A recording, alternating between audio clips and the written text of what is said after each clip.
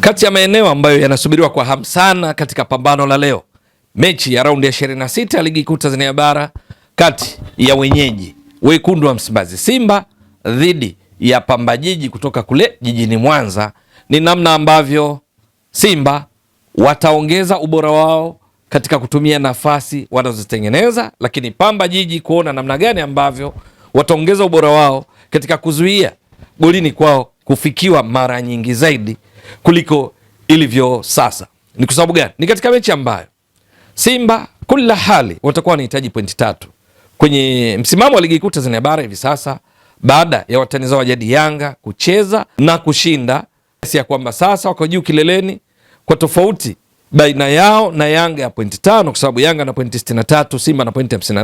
Maana yake ni kwamba namna pekee Simba watakayehitaji leo hii dhidi ya Pamba Jiji ni kushinda, ili mwisho wa siku wapunguze tofauti ya pointi kutoka pointi 5 zilizopo sasa baada ya ushindi wa Yanga katika mechi ya 26 kubaki pointi 2, wakati mechi zitakapobaki 4, ili kuendelea kupambana kuhakikisha mwisho wa siku waendelee kupigania taji la ligi kuu Tanzania bara kwa msimu 2025 2026. Lakini kwa Pamba Jiji, wao wanapaswa kupata pointi 3 muhimu kutoka kwa wekundu wa Msimbazi Simba, watimize pointi 36. Bado watakuwa katika nafasi waliopo sasa, nafasi ya 7, lakini watakuwa sasa wamepunguza tofauti ya pointi baina yao na timu za juu yake, ikiwamo TRA, ikiwamo JKT Tanzania, Singida Black Stars, Azam, Simba na Yanga walio kileleni. Sasa kuelekea mchezo huu, bila shaka kumbukumbu zitarejea katika mechi ya mzunguko wa kwanza iliyomalizika kwa sare ya 1-1, Simba wakitangulia kufunga kwa bao lililowekwa wavuni na Anise Ura akitumia assist pass saidizi ya bao kutoka kwa Elim Panzu Kibisawala, lakini Pamba Jiji wakaja kusawazisha kutokana na mpira wa kutenga uliowekwa wavuni na James Mwashinga, shuti lilomshinda golikipa Mahamadu Tanja Jibo. Kwa sababu hiyo ni mechi inayotarajiwa kuwa na mvuto wa aina yake. Ni mechi ambayo inakutanisha Simba ikiwa inaongoza kwa kufanya majaribio mengi kuliko timu zote katika ligi kuu Tanzania bara, ikiwa imeshapiga mashuti 261 na kufunga mabao 45, goal conversion rate ikiwa ni around 17%. Lakini wanakutana na Pamba Jiji ambao wao mpaka sasa Pamba wamepiga mashuti 157, halafu kati ya hayo wamefunga mabao 25 goals. Kwa lugha nyingine, goal conversion rate yao ni around 15%. Na ndio maana tunasema katika kuangalia ni kuona namna gani ambavyo Simba watakuwa wanajiimarisha zaidi katika eneo hili, kwa sababu wao ndio timu inayoongoza kufika zaidi kwa wapinzani, kipiga mashuti mengi kuliko timu yoyote, lakini bado hawajajitendea haki vya kutosha, kwa sababu watani zao wajadi Yanga kwa mfano wanashika nafasi ya pili kwa kupiga mashuti mengi. Kabla ya mechi yao ya 26 walikuwa wamepiga mashuti 233, lakini walikuwa tayari wana mabao 58, goal conversion rate ikiwa ni around 25%. Ndio maana wamefunga mabao mengi, ingawa hawakuwa wamepiga mashuti mengi kuliko Simba baada ya mechi 25.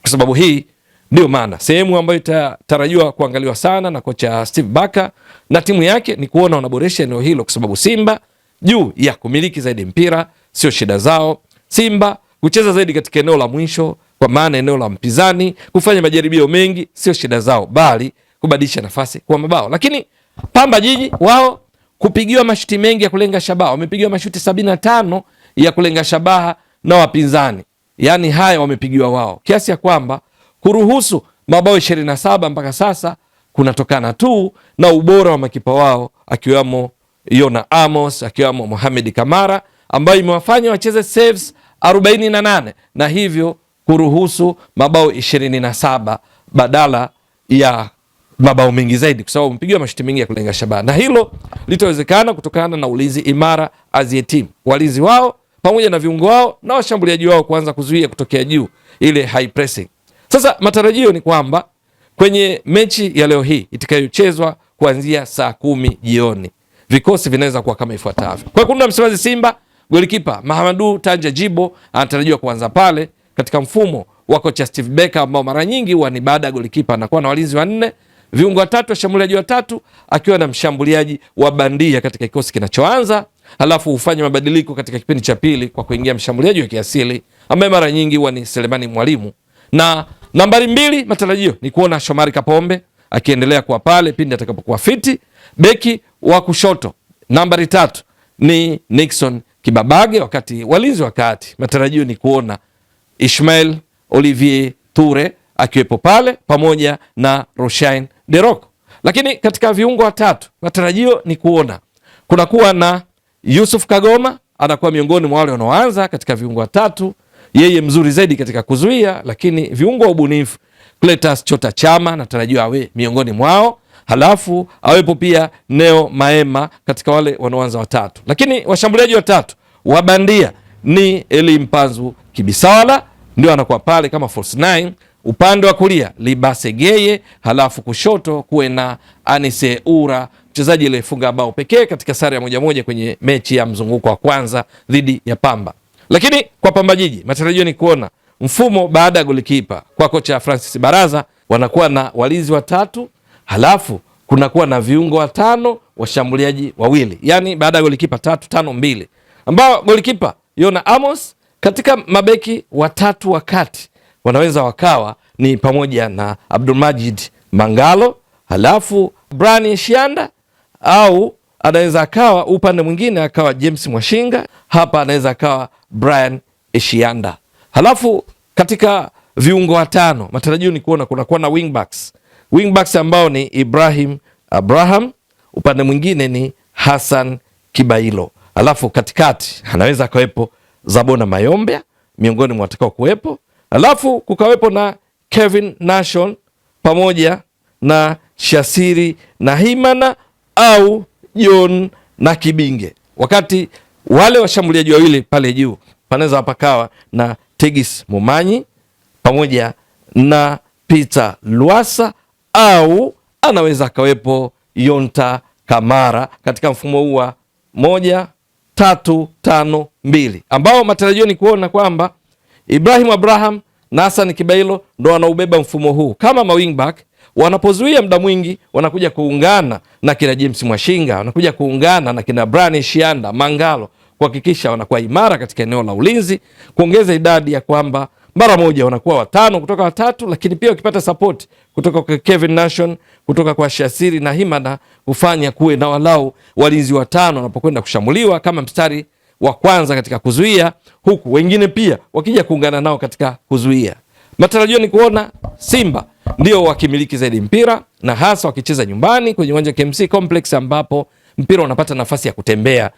Na kwa sababu hiyo Pamba Jiji matarajio katika muda mwingi wa mchezo wakizuia zaidi kutokea chini, wakiwa wengi, kujaribu kuziba mianya kwa wachezaji wa Simba kupata fursa ya kufanya majaribio dhidi ya kipa wao Yona Amos. Lakini kwa wenyeji Simba matarajio ni kuona Eli Mpanzu Kibisawala kama false 9 akiendelea kuwa yeye anakuwa mbele zaidi, kasi yake, uwezo wa kupiga mashuti ni miongoni mwa mtaji mkubwa ambao hutumainia katika kumpa yale anayotaka kocha Steve Barker kupata matokeo. Lakini Libasege cheza yake mara nyingi ni ya kuingia ndani, na hivyo matarajio ni kuona wataendelea kufanya hivyo kiasi ya kwamba kutaenza nafasi za kufunga, nafasi za kwenda kushambulia, kwa sababu changamoto ya mfumo unaotumia Pamba ni kwamba wakati wanaposhambuliwa ghafla huwa kuna nafasi pembeni, kwa sababu wahusika wanakuwa juu katika ujenzi wa mashambulizi au mawingback. Nazungumzia Hassan Kibailo, nazungumzia Ibrahim Abraham, wakati mwingine Amos Kadikilo anaweza kucheza upande huu wa kushoto kama ilivyo kwa Kenneth Kunabi kule upande wa kulia. Kama katika mechi ya kwanza iliyotoka 1-1, bao la Simba lilofungwa na Anise Ura ni matokeo ya mpira wa Alassane Maudo Kante eneo la kati kumpa Mpanzu upande wa kushoto, kakimbia kwa kasi upande ambao Pamba Jiji wachezaji wao kulikuwa kuna nafasi ya kutosha, kwa sababu wale mawingbacks walikuwa wamepanda juu. Matokeo yake akapata nafasi ya kupiga kati, Anise Ura akaweka mpira wavuni. Matarajio ni kuona aina hiyo ya mashambulizi ndio itakayokuwa inafanyika mara kwa mara, kwa kumfanya Libasege Anise Ura waingie ndani, halafu Nixon Kibabage akienda kutumia hizo nafasi kujenga mashambulizi, au wakati mwingine Chama naye akiingia kwenda kwa nyuma ya mshambuliaji kinara. Lakini Neo Maema mzuri sana katika kupiga mipira inayovuka mistari ya ulinzi ya timu pinzani kwa pamoja na kutengeneza fursa za kufunga.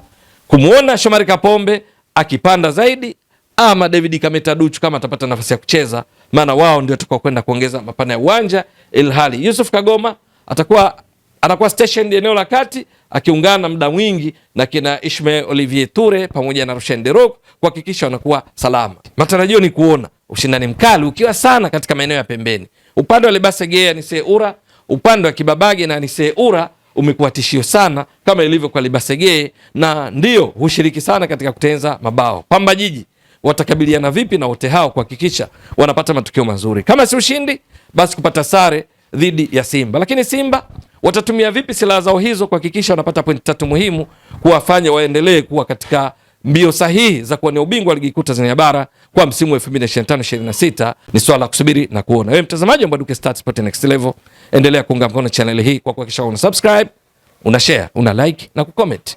Mwasilishaji wako ni mimi Ramadhani Mbwaduke almaarufu kama Mzee wa Data. Shukran jazilan. Bye bye.